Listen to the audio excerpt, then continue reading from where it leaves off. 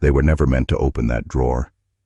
It was locked for a reason, hidden beneath a morgue table at Ellis Island, a place most Americans remember as the gateway to hope, to freedom. But in 1912, one customs inspector forced it open, not for duty, not for honor, but because he swore he heard whispering coming from inside. Not voices, not screams, whispers, the kind that carry between worlds. What he found wasn't a body. It wasn't even a report. It was a leather-bound ledger. No title, no author, just one word carved into the spine: carrion. Inside, yellowing pages handwritten in a code not used since the Spanish Inquisition. One phrase, translated: clean the vessel before you weigh the soul. Before start, the lost files of the Ellis Island Morgue. Please like and subscribe to my channel, and don't forget to press the bell icon. Welcome to the Ellis Island Morgue, not the one from your textbooks, not the sanitized exhibit they show tourists. I'm talking about the real Ellis Island, the one buried beneath the medical wing, the one no map dares show, because its history was never meant to be remembered. It was meant to be absorbed. From 1892 to 1954, more than 12 million immigrants passed through Ellis Island, but some didn't pass. Some were held, evaluated, rejected. Others vanished. Officially, they were sick, mentally defective, criminal. But what if I told you that behind those labels was something older, something hidden beneath paper and protocol, a eugenics program so refined it made the Nazis look like amateurs? This is not a conspiracy theory. It's a confession written in the bloodline of every forgotten name stamped X on their processing card. Because if you were sent to the morgue on Ellis Island, you weren't always dead, not at first. And some of those whose bodies never left, they were never in the records to begin with. Ask yourself, what kind of morgue requires a priest, a notary, and a military officer to sign off on each disposal? Tonight, we descend into the lost files of the Ellis Island Morgue. What you'll hear is forbidden because the moment you know, you can't go back. So take a breath. Look around. You're already inside. The walls were painted green to calm the mind, but the doors were 6 inches thick and bolted from the outside. They called it the isolation ward. But what most never knew is that it wasn't part of the hospital, it was beneath it. Directly under Ward 4, patients who entered were marked with a black triangle, not on paper, on the wrist, with ink that burned. If asked, doctors said it was just iodine for lice. But the triangle had no medical meaning. It meant unfit for passage, not unfit for America, unfit for humanity. This subterranean corridor wasn't shown on floor plans. It doesn't appear in the Public Health Service records, but it's real. And the lost files, they call it the Gospel Corridor, not because it saved lives, but because the nurses stationed there had to recite scripture before opening the door, not to protect the patients, to protect themselves. From what? That answer comes later. Picture this. 1910, early spring. A Polish girl, 14, named Aniela Baranowska, is flagged for ocular agitation. Translation: she wouldn't make eye contact with the inspector. That's it. That's all it took. Her intake file shows she was detained for psychological assessment. But what no one can explain is why her body was found 6 days later without a brain. The autopsy reads, specimen removed for cranial index analysis. Surgeon, Dr. H.C. Dunn. Dunn, as later investigations uncovered, was never licensed in New York State. He was a government hire from a classified military medical program in Connecticut, one tied to early behavioral modification experiments. Why was a man like that working under Ellis Island? Because Ellis wasn't just immigration. It was filtration. It was selection. And the basement? That was the crucible. Those who failed were studied, measured, cut, forgotten. But the whispers never stopped. You hear them too, don't you? They're not ghosts. They're data echoes. And they've waited over a century to be heard. He never had a birth certificate, no documented nation of origin, no known relatives, just a name written in reverse Latin on his intake form. Dunnus Catus, Dr. H.C. Dunn. The same man who removed Aniela's brain. The same man who authored a set of handwritten reports found in a sealed tin box beneath the Ellis Island Morgue in 1974. Inside, 89 pages. Each page described a subject, none with names, all numbered, all measured. The handwriting was jagged, rushed, like someone writing during seizures. One line repeated across dozens of entries. Memory must be cut free to purify the threshold. You don't find lines like that in medical school. Dunn's files were never stored with the Surgeon General's reports. They were hidden behind the morgue's incinerator wall, sealed in wax and cloth, bound with rosary beads. Not one of the pages mentioned illness. Not one spoke of recovery. These were not medical records. They were ritual logs. Times. Temperatures. How long it took for the patient to stop responding to visual cues, what color their breath became, what prayers were spoken in the final moments. Yes, prayers. Because Dr. Dunn didn't see himself as a physician. He believed he was a censor of souls, and he wasn't alone. The lost files mention a group only by abbreviation, SPAQ. No expansion, no clear identity. But attached to each file was a red wax seal, a triangle inside a circle.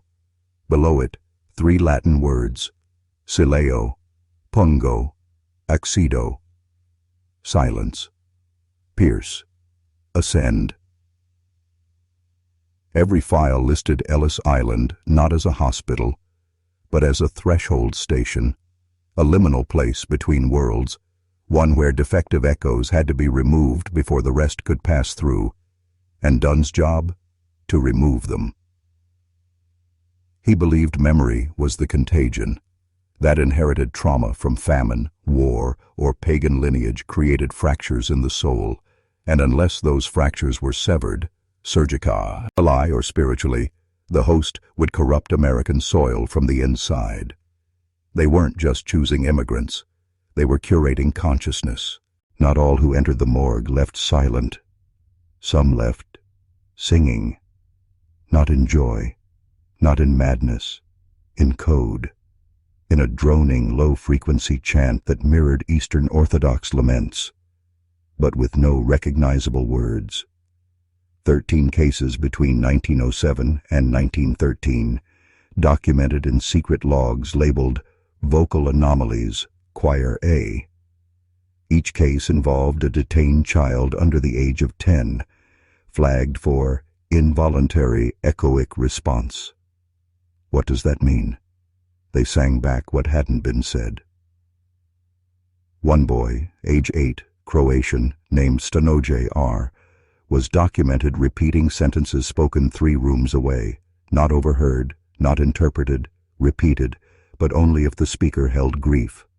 One clerk recorded, "He whispered the words my wife spoke at my mother's funeral, a continent away."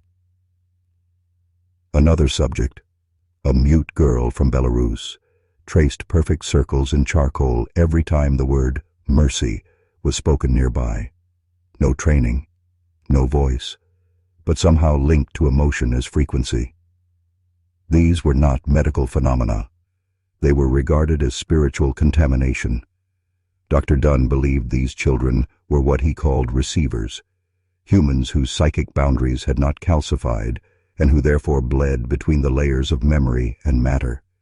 In his own words, these are the unsung arcs, fragments of old suffering carried in young vessels. They cannot be allowed to blend. So what did they do? They separated them, but not by walls, by sound. They built an anechoic chamber beneath the Ellis Island Chapel, a chamber where sound doesn't bounce, doesn't echo, where even your own heartbeat is muffled, A room so silent it breaks the mind within 45 minutes. These children were placed inside and observed through slits in the wall. Most lasted hours.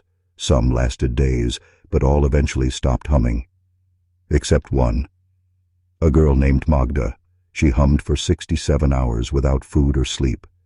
When they opened the chamber, she looked directly at Dunn and said, "You're not the last," then died. No cause ever found. Whatever was happening on Ellis Island, it wasn't just medicine. It was containment. There was one room beneath Ellis Island that no one claimed to design. No blueprint shows it. No worker signed off on its construction. And yet it appears in every floor scan taken since 1938, room 139B. They called it the archive. But it held no files, no books, no shelves. Just a chair, bolted to the floor, surrounded by 12 angled mirrors. No glass, polished obsidian, imported from Guatemala in the spring of 1909. Each mirror tilted precisely 33 degrees inward, reflecting the subject from all sides, but never showing their face. What was the purpose?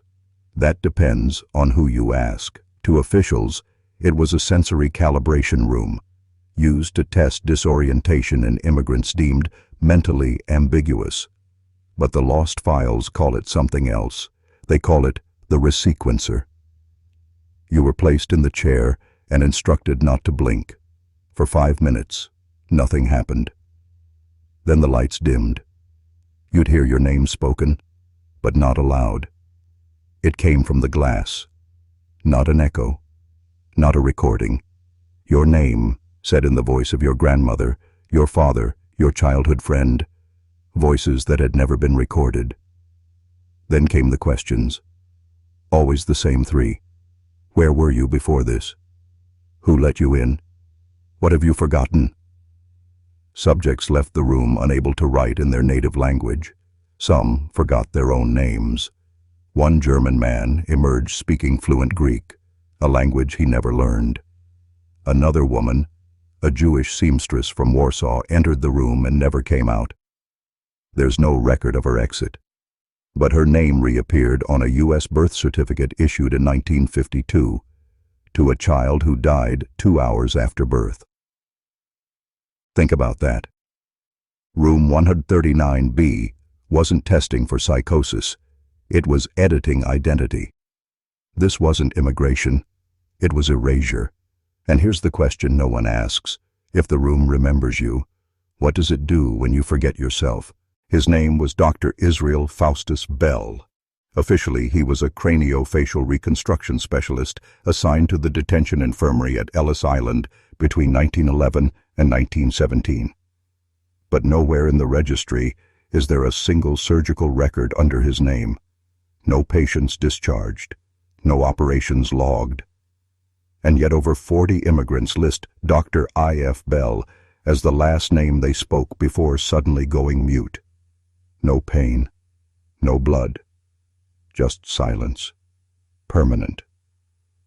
He wore gloves stitched from what looked like white kid leather, but records later confirmed no such material was ever shipped to Ellis Island. Bell never left the infirmary between August 1912 and November 1916. Never signed out. Never took leave. One nurse testified that she found him standing completely still in his operating room for 72 hours straight, eyes open, hands motionless over an unconscious patient. When she returned with help, the room was empty. But the patient had been marked. Not stitched, not cut, etched. Along the jawline, barely visible under normal light, was a phrase in Latin, omnis vox est debitum. Every voice is a debt. These carvings were done under the skin, only visible under UV, always in the same handwriting. What was his purpose? Recovered internal memos revealed the existence of a covert directive called Echelon Bell, instructing certain agents to identify individuals with dangerous auditory memory. Not photographic memory, echoic. These were people who could remember every word they had ever heard. Think about that power. a witness to every confession, every secret, every crime whispered in a crowded room. Dr. Bell's task was simple: erase the archive. But he wasn't human in the way we understand. No census, no passport, no family. After 1917, he disappears, not transferred, not retired, simply gone. But in 1964, a woman in Ohio undergoing a facial nerve scan was found to have a uveal, the active Latin phrase etched under her skin, identical handwriting. She was born in 1913 at Ellis Island. From 1903 to 1921, over 16,000 unaccompanied minors passed through Ellis Island. Many were orphans, many were not. Some arrived with parents, only to be declared unfit by on-site psychologists and separated permanently. But between 1910 and 1916, a disturbing pattern emerged. Children who drew maps, not of their home countries, not of their villages, but of places no one recognized. Islands with no coastline, cities with spiral streets, towers that cast no shadows, and always at the center of the drawings, a symbol, an inverted compass rose, pointing not north, but inward. A nurse named Clara Mosley began collecting these maps after noticing that none of the children recalled drawing them. She stored 94 of them in a locked drawer. When questioned by federal authorities in 1917, she said, "They're not directions. They're invitations." That drawer was later emptied. The maps were burned, all except one, found decades later behind a false panel in the Ellis Island laundry basement. It was drawn in red crayon. It showed a place called Hallrith. No such city exists. But the map marked several sites in exact coordinates, ones that later corresponded to Cold War-era government facilities long before they were ever constructed. How did a 7-year-old Czech boy in 1913 know the precise topography of a Nevada mountain range not mapped until 1955? Some believe these children were echo children, ones born with geographic memory not of the past, but of a future never lived. And Ellis Island wasn't their entry point, it was their interception. A pattern in the maps showed concentric circles, always 6 layers deep, always closing toward the same phrase written in a child's unsteady hand. This is where they listen. One little girl from Naples was asked who told her to draw it. She replied, "The man in the wall." They said she died of scarlet fever the next day. But scarlet fever doesn't leave no body. Official blueprints of Ellis Island show no substructures beneath Dock 4, no basements, no tunnels, but a 1993 structural collapse revealed otherwise, a sealed, soundproof chamber directly beneath where incoming passengers once stood to be processed. The room was spherical, lined with copper, no door, just a narrow shaft leading up toward a vent that had long since rusted shut. On the walls, etched by hand, not machine, were hundreds of phrases in dozens of languages, but every sentence began the same way. He said, "To remember." Inside that chamber were 7 chairs bolted to the floor, each fitted with a rusted headset, and a small wooden table covered in wax drippings and ash. The walls were grooved in patterns later matched to early phonograph resonance diagrams. This room was not for containment. It was for extraction, a listening station, one that didn't record with machines, but with people. People forced to sit and remember aloud every voice they had ever heard until the voices became his. Who was he? A recently declassified Navy document refers to Project Tellmouth, a black-budget psychological experiment designed to isolate individuals capable of neural echo streaming, speaking not their own memories, but those of others. They used the Ellis Island processing delay as a cover. Some were taken below after failing to respond to their own name. But these weren't immigrants. They were beacons. One janitor reported hearing whispers through the vents above Dock 4 every Thursday between 2 and 3 a.m., despite no one being logged on site. In his words, it wasn't talking, it was reciting, like church, but backwards. When the Whisper Room was exposed in 1993, no light source inside had been preserved, but a single phonograph cylinder was recovered, sealed in wax. When played, the recording featured a woman's voice saying, "My name was Anna, my name was Anna," 57 times. Anna Kordek had arrived in 1912. She was never registered. She was 5 years old. On October 4th, 1911, every vessel scheduled to arrive at Ellis Island mysteriously delayed or rerouted. Weather reports show clear skies, no fog, no strikes, no storms, but not a single ship docked between 4 o'clock a.m. and midnight. That day has no official explanation in the logs, only a single handwritten note at the bottom of the manifest page, "Island not accepting." What happened during those hours has been erased, or never recorded.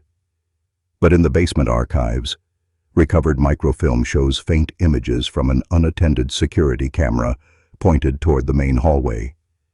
The footage is grainy, flickering, and wrong. The hallway clock spins counterclockwise. Shadows stretch upward.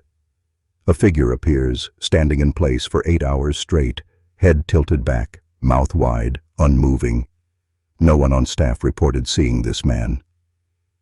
Later reports mention 17 staff members admitted to the infirmary that day, all complaining of the same thing, voices in their teeth. The most chilling record, however, is a single line written in the private journal of Dr. Ezra Corwin, Chief Examiner for Mental Fitness. "The island slept today, but something else stayed awake." 2 days later, a steamship named the Ashmere arrived. Every single passenger reported dreams of fire, teeth, and endless hallways. No one spoke during disembarkation. Medical officers described the group as lucid but misplaced. None of them could describe where they were from. 2 weeks after that, the Ashmere was dry docked permanently. All 142 passengers vanished from census records. What did they bring with them? Or worse, what did Ellis Island give back that day? It was as if the island took a breath, and whatever it exhaled didn't stop walking. In the locked archives beneath the island's west wing, beneath layers of water-stained stone and rusted fencing, a sealed cabinet was found in 2002 during a renovation meant to prepare Ellis Island for expanded tourism. Inside, lying atop rotted velvet, was a single object, a ledger bound in human skin, too smooth, too preserved to be 100 years old. The cover bore no title, only a deep brand mark, a circle intersected with 3 equidistant lines, identical to a symbol later found carved into the skull of a buried ex-inspector in Queens. This ledger, when opened, triggered an event witnessed by 8 staff members and caught partially on a motion sensor camera. The moment its pages were flipped, all fire alarms activated simultaneously across the facility. But there was no smoke, no heat, only a persistent sound, a shrill, human-like wail emanating from every speaker, including ones not connected to the alarm system. The ledger's contents? A list of names, thousands, all written in red ink. And beside every name, a date. None of the dates matched ship arrival records, birth certificates, or any known immigration registry. But 78% matched unclaimed remains stored in the cremation wing of Hart Island, New York's Potter's Field for the forgotten. Some pages include annotations in a language that does not match Latin, Greek, Cyrillic, or any Asian scripts. A twisted, looping alphabet that, when analyzed, matched the brainwave emission pattern of a person, midnight terror. This wasn't a list of immigrants. It was a list of the devoured. The last page was completely black. Heat scanned, it revealed 3 fingerprints. One of them matched Anna Kordek. But Anna died in 1913. Didn't she? A quote was discovered written faintly on the ledger's inner spine in English. "One voice, 10,000 mouths, all still hungry. She wasn't on any passenger manifest, no last name, no country of origin, just a scrawled entry in the personal notes of Officer Thomas Kell, female, approx 30, no language, mouth emits vapor when agitated, not frost, not steam. The woman had arrived on December 28, 1921. She was barefoot in winter. Her dress was soaked, but her skin bone dry. They said she didn't blink. When asked her name, she exhaled a thick, slow cloud of black smoke. Not from her lips, but from her throat directly, as if her voice had been burned out from the inside. Every interpreter failed to communicate with her. One Yiddish translator collapsed after 10 minutes in her presence, sobbing and muttering, "I saw my son in her eyes, but he hasn't been born yet." She was confined to quarantine room 4C, a small stone-walled cell used for unfit arrivals. But the next morning the room was empty. The walls were scorched black. The door remained locked from the outside. The bed frame had melted in place, and the mattress was completely intact, except for a single outline, a body shape of fine white ash. Weeks later, 4 staff members reported seeing her again, standing silently in the fog behind the iron gates at the hospital entrance. When security was dispatched, nothing remained but a burn mark in the shape of 2 bare feet. The only clue left behind was a strange object tucked under the scorched mattress, a child's toy top carved from bone, inscribed with the same tri-line circle symbol found on the human skin ledger. Officer Kell vanished 2 years later.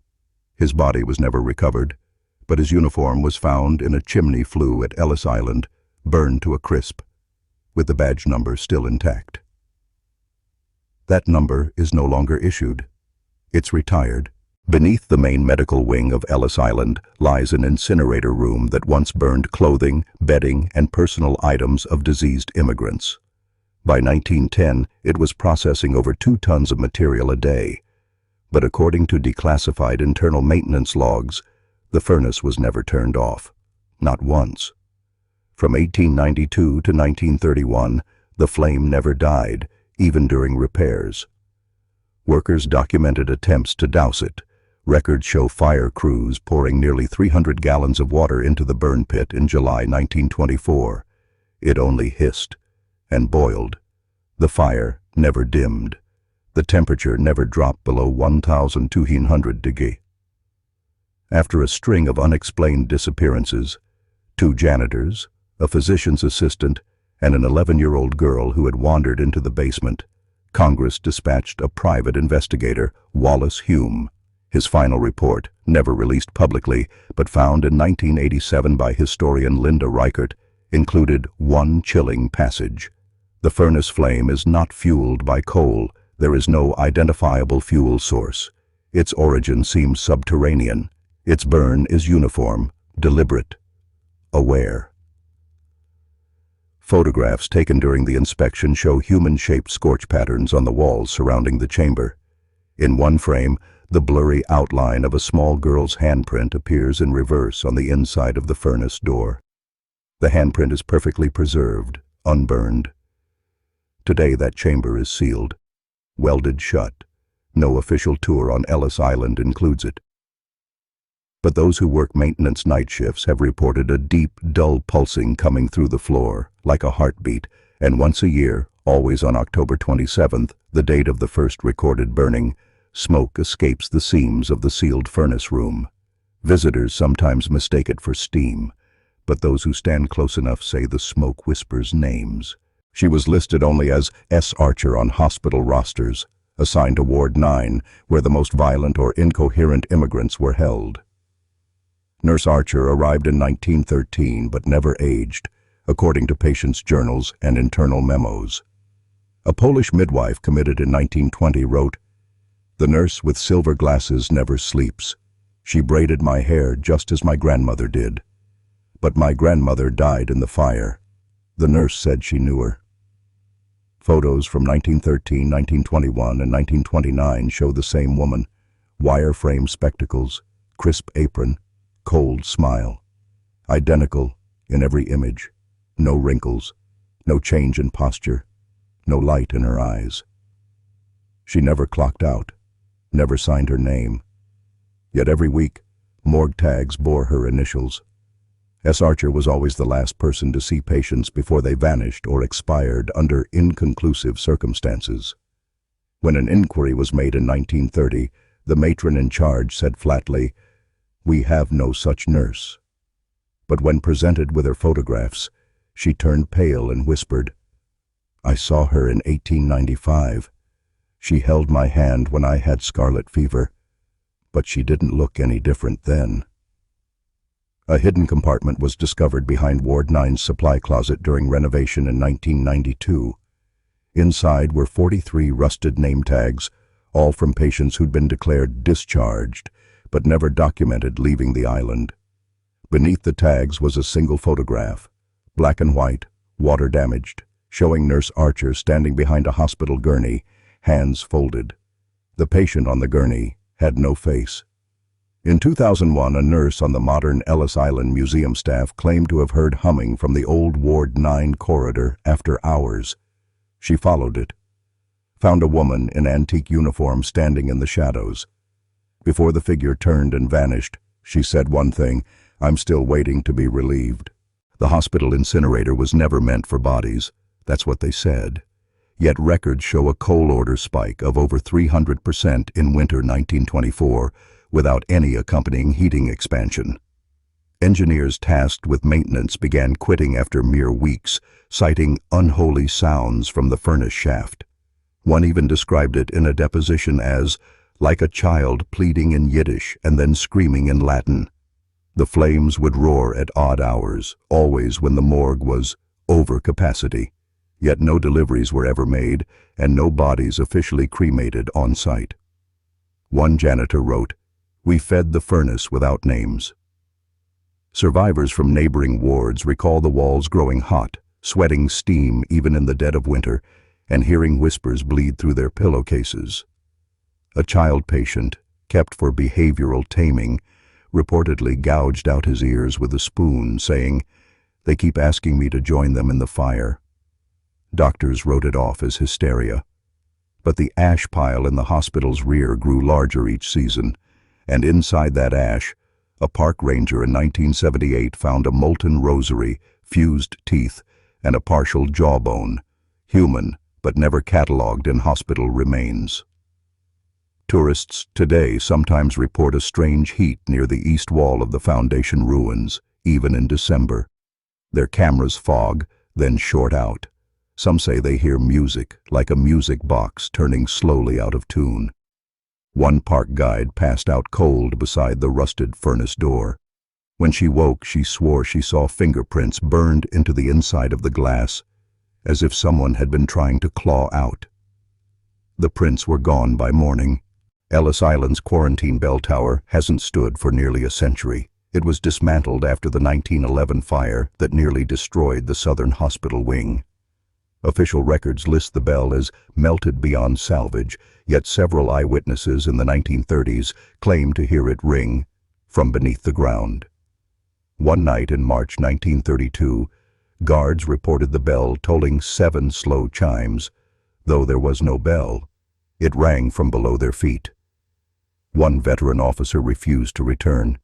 He left behind a note. "The patients are still moving down there, but their feet don't make noise." Decades later, during foundation renovations, workers unearthed a rusted hatch beneath the old maternity ward. It was sealed shut with 3 iron locks, each etched with strange, looping symbols not matching any known language. When one lock was pried off, the crew was struck by a foul wind and an intense pressure in their ears, like the atmosphere inside had been waiting, wound tight, for release. They resealed the hatch and poured concrete over it. Still, every year, at precisely 3:07 a.m. on April 12th, the anniversary of the fire, security cameras across the island experience static interference. A deep bell tone is picked up on audio channels, vibrating low and slow. Paranormal investigators, who've tried to record it, find their devices burned out. One left a reel-to-reel recorder overnight beneath the ruined ward. The next morning, the tape was melted, but the casing held a single word etched inside the metal: choose. What were they choosing? Who was ringing that bell? And why, in the archived patient logs, do multiple immigrants list their room number as below? In the summer of 1922, a boy arrived from Moravia. No papers, no relatives, no name. He was placed in Ward 6 after collapsing from exhaustion on the processing floor. But when nurses attempted to feed or hydrate him, they found he did not swallow. No pulse could be found.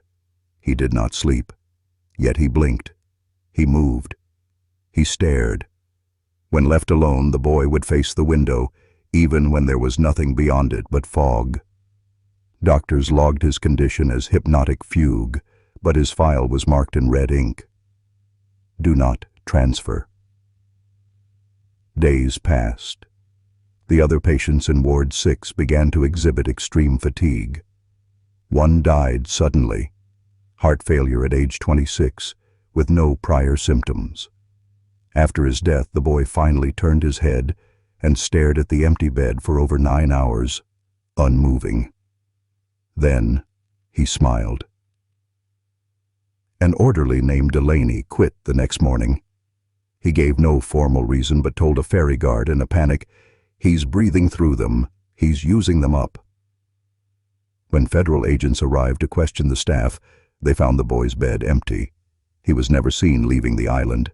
The head nurse insisted, trembling, "We didn't lose him. We gave him something." The only photograph ever taken of the child shows a blurred humanoid figure, eyes perfectly in focus. 2 reflective black voids. Researchers later confirmed the camera had no mechanical faults. The image was filed under Phantom Case number 11B. And that's not the end. The boy's name would reappear decades later, signed at the bottom of an Ellis Island maintenance record from 1978. The job? Replacing a ventilation shaft cap on Ward 6. By 1923, Ellis Island officials were quietly investigating a string of deaths, all from blood loss, none with wounds. A pattern emerged. Each victim had seen an intern known only as Dr. Androvic, a Romanian blood physician whose credentials could not be verified. He wasn't on the payroll, had no assigned quarters, and yet his signature, ornate and curling, was found on 67 autopsy reports. Survivors described a tall, waxen-faced man in spotless white gloves who whispered in a language no one could identify. Some said they fell asleep after seeing him. Others said they never woke up but could still hear him. What made officials panic wasn't just the mortality rate. It was the ledger found in the maintenance crawl space behind the pathology wing. Bound in human skin, its pages were filled with the names of every patient who had ever died on the island, written before they passed. Dates matched perfectly. Even more chilling, several entries were dated for future weeks. When one inspector opened to the page marked May 3, 1923, he found his own name. He died in his sleep that night, of unexplained anemia. The ledger was ordered burned, but a night watchman later claimed he saw Dr. Androvic walking through the flames, untouched, the book cradled in his arms. "Not a doctor," the man reportedly said before being institutionalized. "He's a registrar. He writes death before death." Today, the ledger is kept under glass in a restricted archive in Manhattan, labeled Cultural Artifact, No Touch. But one archivist noted that it still gains new entries, and every few months the ink seems wet. In the winter fog of 1924, dock workers at Ellis Island began whispering about a ghostly vessel, a black carriage with no horses, gliding silently across the harbor's edge. Always at night. Always during heavy fog. Witnesses claimed it would appear only when a body had gone missing or a patient had died inexplicably. The carriage made no sound, left no wake, and vanished before reaching land. But those who saw it reported a smell, rotten cloves and seawater, like something embalmed beneath the Atlantic. Immigrants spoke of it in hushed tones, calling it Trasura Morti, the death carriage. a legend from the old country that fed on souls unclaimed by God or kin. A nurse named Margaret Day, tormented by dreams of the carriage, traced its path through the hospital logs.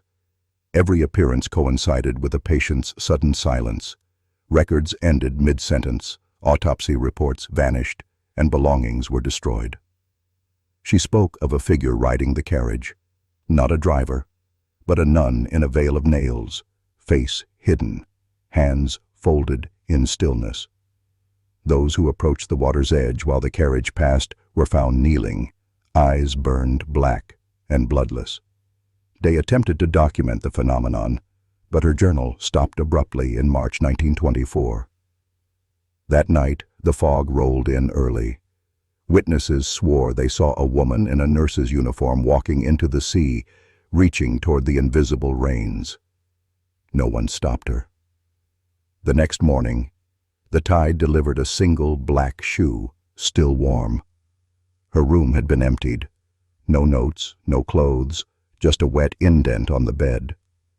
To this day, security footage from the Ellis Island perimeter occasionally picks up a flicker of black across the water, just before the monitors go blank.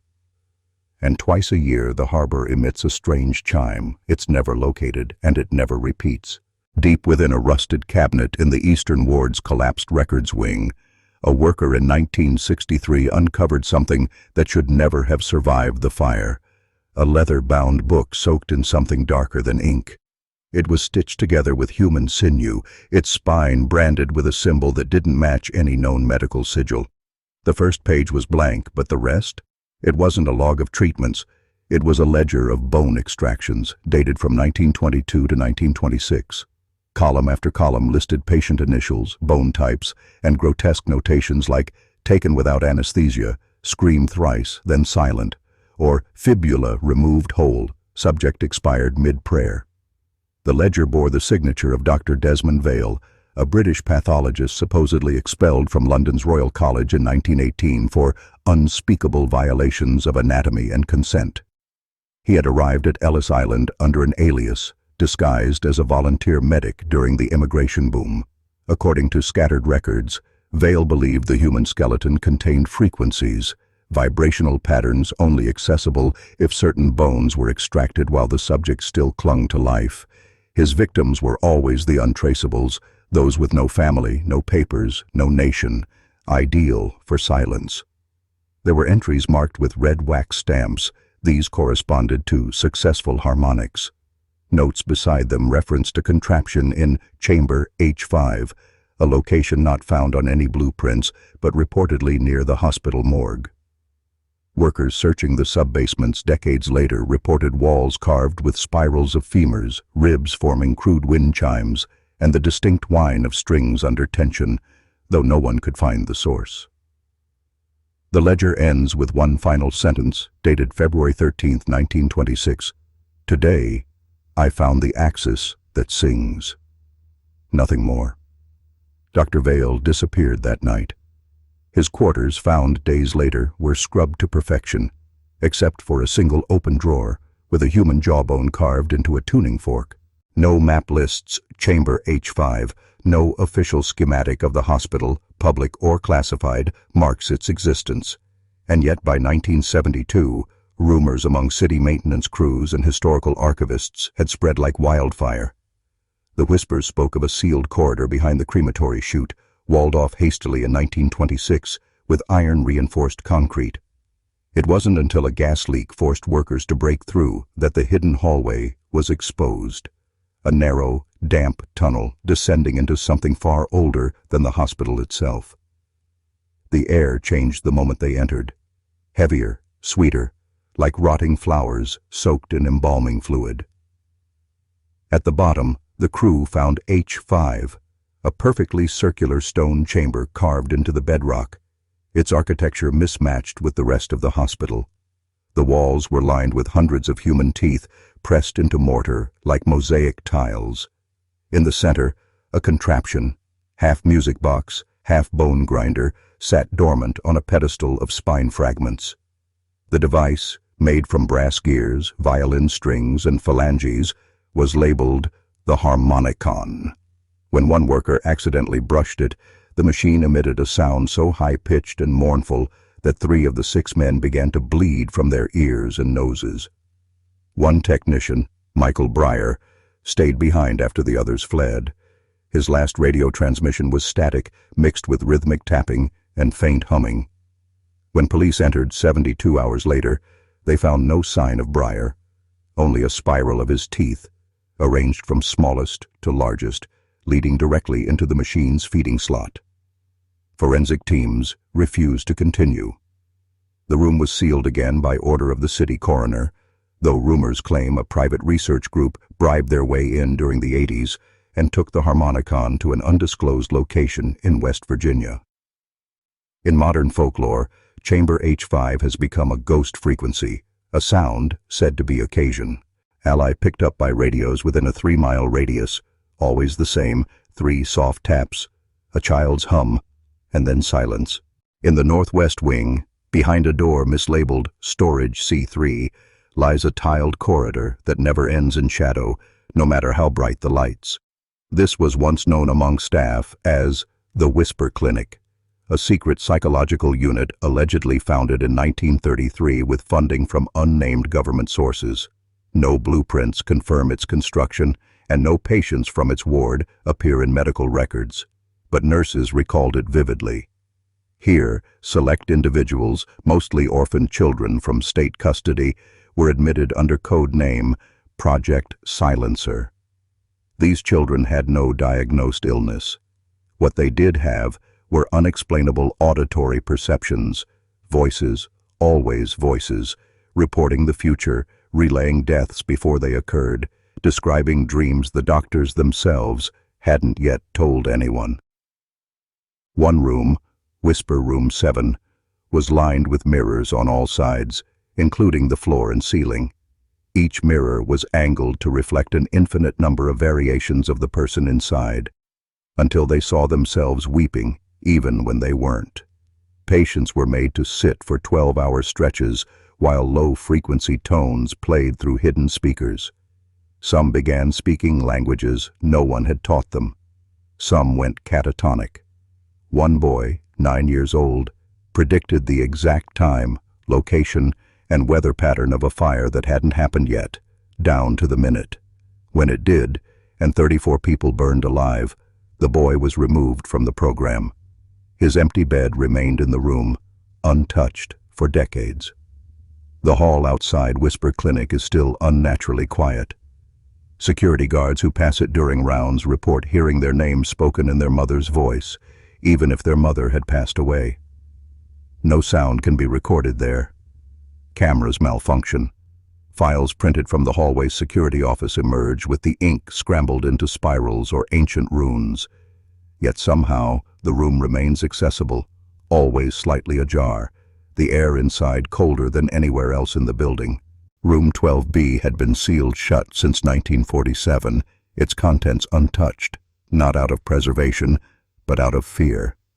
It wasn't the room itself, but what was bolted to its wall, a single unbroken full-length mirror framed in wrought iron, carved with symbols traced back to pre-Christian rituals.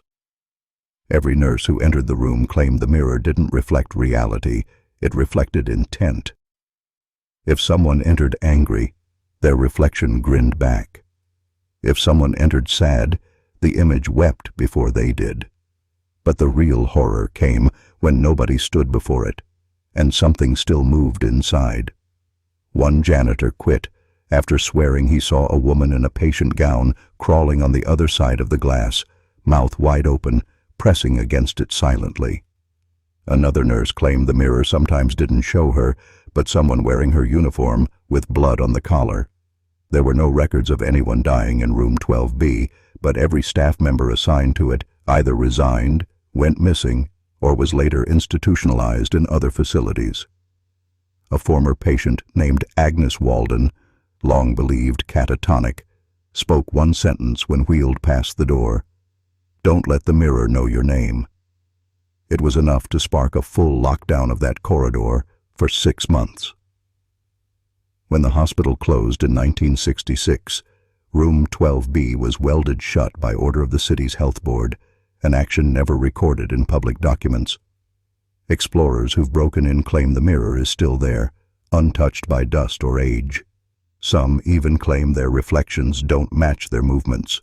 One visitor went in alone and emerged visibly shaken, refusing to speak for 5 days. He later described watching himself in the mirror as he turned and walked away, only to see his reflection stay perfectly still, smiling. By 1938, rumors had spread of a nurse named Marguerite Ellis, who had died of sepsis following a needle stick accident in the hospital's lower ward. Her funeral was documented, her body buried, her family grieved, but starting a month later, patients began describing a woman in pristine white uniform and red gloves administering injections in the dead of night, always with a gentle voice and cold hands. One man reported she whispered a nursery rhyme in his ear before injecting something that made his limbs go numb. Another, blind from syphilis, asked the staff about the nurse who glows softly and smells like formalin. Surveillance wasn't yet standard, but staff began logging strange entries, charts signed M. Ellis in flowing script. One doctor, skeptical, left a motion-triggered camera. The footage showed a nurse enter the room at 3:12 a.m., administer something to the patient, then vanish frame by frame, not walk out. What made it worse?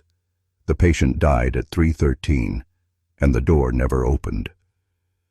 Attempts to track the phenomenon failed, but Ellis's body was eventually exhumed. Her coffin was intact, but her body was missing. The only thing left was a red glove.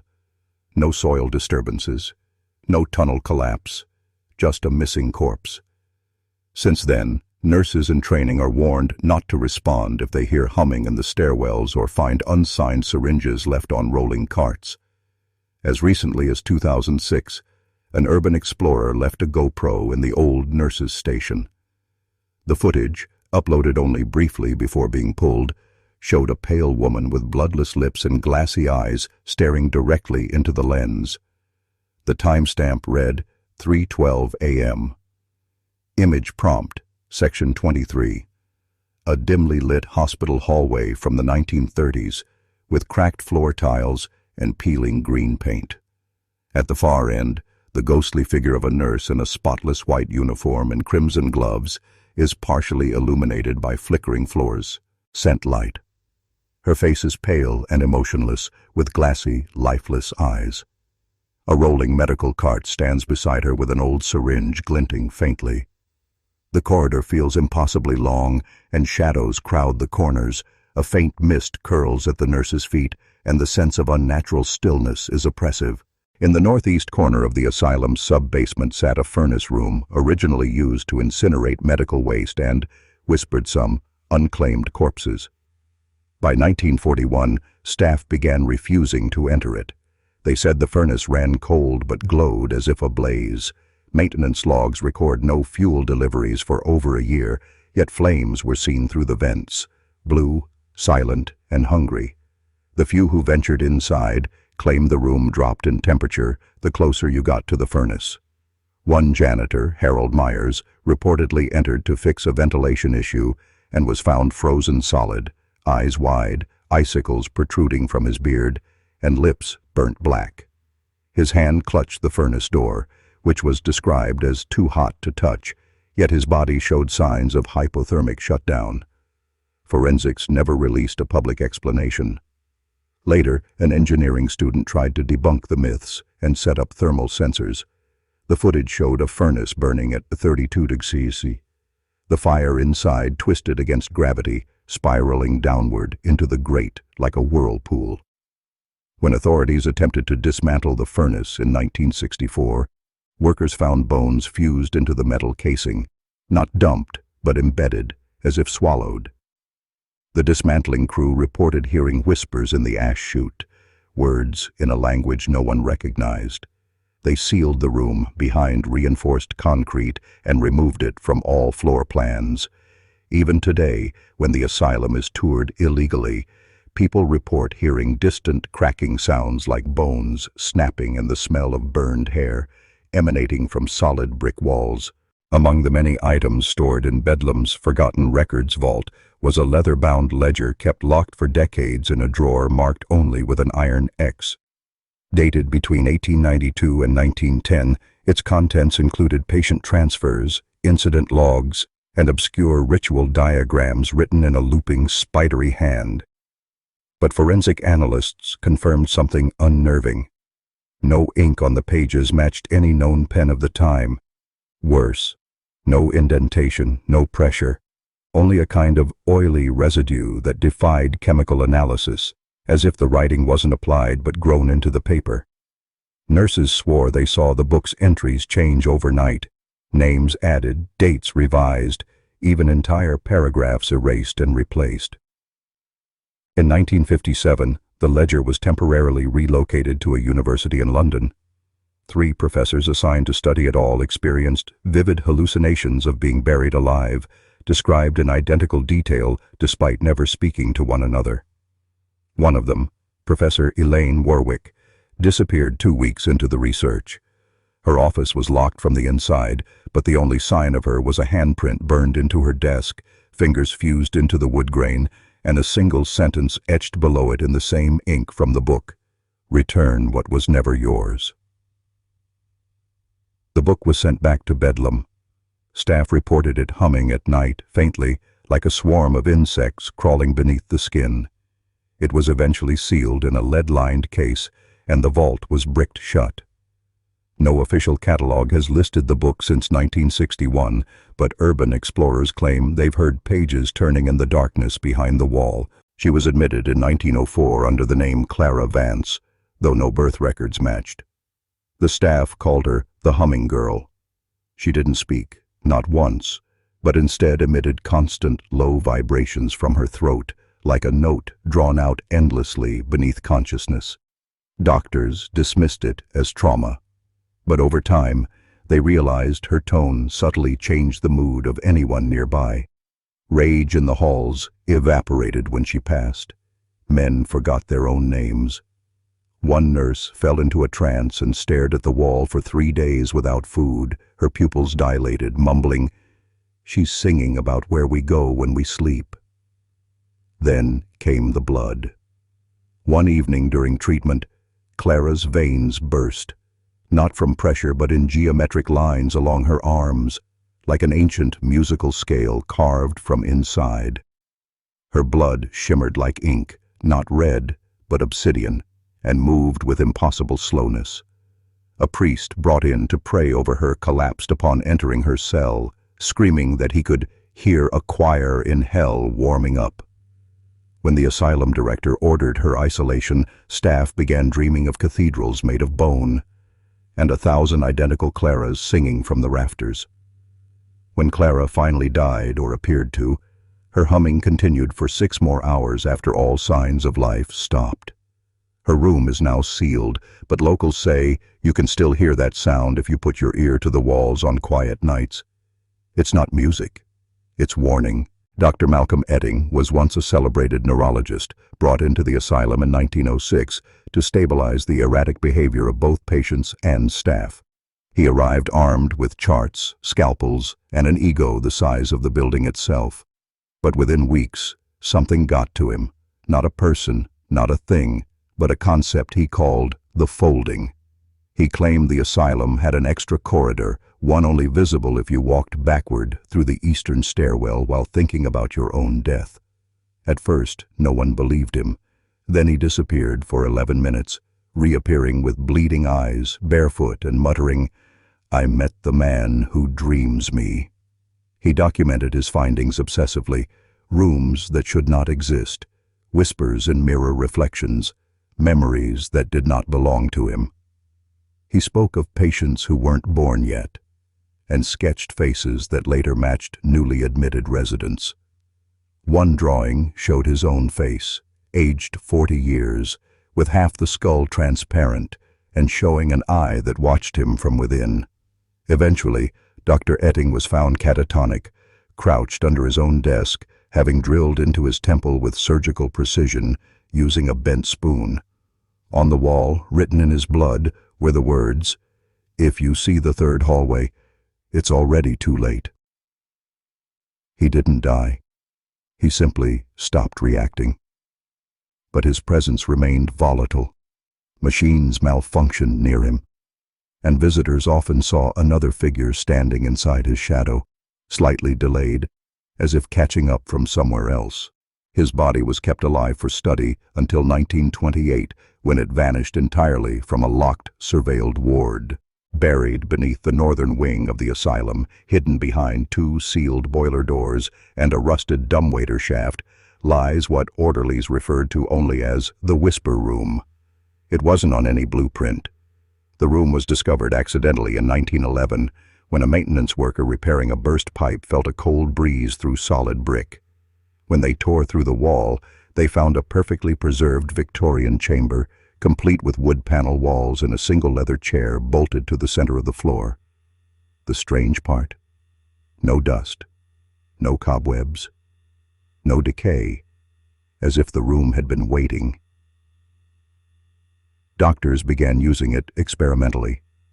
A patient would be brought in, made to sit in the chair, and within minutes, they'd begin to murmur, then scream, then whisper. The whispers weren't their own. Some recited German in dialects lost since the 1600s. Others whispered diary entries from doctors who had died years prior. One woman whispered her own autopsy report before she was even dead. But the worst incident occurred in 1913, when a mute boy named Ezra Wills was placed in the room. He didn't speak. He aged rapidly. In front of 3 witnesses, the boy went from 9 to roughly 70 in under 5 minutes, veins bulging, hair whitening, skin collapsing. His last words were, "The chair remembers your weight." The room was resealed, but the sound of whispering, when all other rooms are silent, still trickles up through the steam vents every 3rd Thursday. There is a stretch of the asylum grounds behind the east wall, tucked between the kitchen cellar and a vine-strangled chapel, known only in ledgers as Plot B12. To most, it looked like a neglected field, overrun with moss and briar, but nurses whispered it was the rehearsal ground. Beginning in 1921, a bizarre ritual was enacted every Thursday at sundown. Staff, under direct orders from the head physician, would select one patient from Ward 7 and hold a full funeral for them. The patient was dressed in burial whites, wheeled out on a stretcher, and mourned in silence by staff who had memorized pre-written eulogies. But the patient was always alive, breathing slowly, eyes wide with confusion. And then, as the sun dipped behind the trees, they were lowered into a freshly dug grave, but never buried. Minutes later, they'd be pulled back up, undressed, and returned to their cell, where they wouldn't remember anything but a persistent scent of rotting lilies and the sound of weeping from underground. Records show this funeral rehearsal was conducted exactly 72 times, always on a Thursday, always involving a different patient. But after the 72nd, the practice stopped abruptly. Staff began dying the day after each event. Throat cancers, sleepwalking accidents. One even drowned in her own bathtub full of lilies. The plot is still there, though the chapel is burned down. If you stand near it on a Thursday evening, you might still hear the eulogies, repeated verbatim in hushed, glassy tones. No people, just voices. She arrived with no name, no history, no file, just a birthmark shaped like a black chalice between her shoulder blades and a tongue that only formed words backward. The nurses called her Elsinore, though no one could agree who coined it. Every night at exactly 2:17 a.m., she would stand rigid in her cot and begin to chant, phonetically flawless English, spoken in reverse. Linguists brought in from the university confirmed she wasn't merely reversing words, but full backwards grammar, rhythm, and intonation, a perfect mirror of English speech. When reversed through phonograph recordings, her chants revealed sermons, threats, and prophecies. One particularly long session translated to, "The children of the iron garden will awaken on the day the birds bleed upwards." But after her 99th chant, she collapsed and never spoke again. Her autopsy revealed something grotesque. Her brainstem had physically twisted itself into a spiral, as though it had been trying to turn itself around. Her burial was rushed and unmarked. Yet every year on the anniversary of her death, the chapel's old phonograph, long since broken, spins to life by itself and plays a recording that no one remembers making, just a reversed voice, whispering names that hadn't been born yet. Tucked in the west wing, behind a locked bronze door that none of the blueprints accounted for, was a room referred to in whispers as Room 12N. It didn't officially exist, no staff records, no cleaning rota, no assigned patients, but it was always warm, dust never settled, the paint never chipped. Flowers placed in the corner vase by an unknown hand remained permanently fresh, even through the depths of winter. When one skeptical orderly dared to spend the night inside, he emerged the next morning as though 30 years younger, but he could only speak Latin and wept uncontrollably when asked what he saw. Over time, it became clear. Those who stayed inside for more than 44 minutes came out drastically changed, sometimes rejuvenated, sometimes missing, sometimes duplicated. Medical records were quietly buried when an elderly nun, missing for over a decade, was found sitting peacefully inside, unchanged, in the same black and white uniform from 1914. She simply said, "I never left. You did." They sealed the room again, this time with iron and ash, and forbade all entry. But still, staff claim that some nights, when walking past that hallway, the door is slightly ajar, and a childlike version of themselves stands just inside, beckoning with a sad smile. There was no consensus on what the room was, a rupture in time, a sacred trap, or a mistake in God's architecture, but everyone agreed on one thing: it wasn't done yet. By 1923, rumors of a strange woman wandering the south wing began to circulate. She wore a nurse's uniform decades out of date, immaculate white fabric, dark red piping, but no one on staff recognized her. She would be seen walking in reverse down empty corridors, her motions graceful and smooth, as if pulled by invisible strings.